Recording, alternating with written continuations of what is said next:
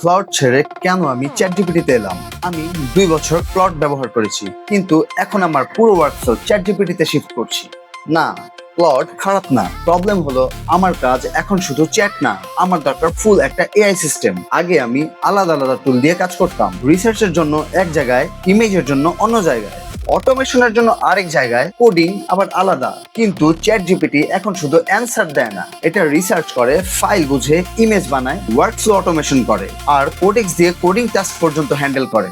আমার মতো যারা SEO, content, client research, automation, website work সব একসাথে ম্যানেজ করে, তাদের জন্য এটা গেম চেঞ্জার। আর সবচেয়ে বড় ব্যাপার, আমি আর টুল সুইচ করতে চাই না, কারণ টুল সুইচ মানে ফোকাস নষ্ট, সময় নষ্ট, আর এক্সিকিউশন স্লো। আপনি যদি এখনো ক্লড ভার্সেস চ্যাট জিপিটি নিয়ে কনফিউজ থাকেন, 7 দিনের জন্য চ্যাট জিপিটিকে মেইন টুল বানিয়ে দেখুন, তারপর নিজেই বুঝবেন এআই চ্যাটবট আর এআই ইকোসিস্টেমের পার্থক্যটা কোথায়। ChatGPT is no longer just a chatbot, it's becoming an AI workspace.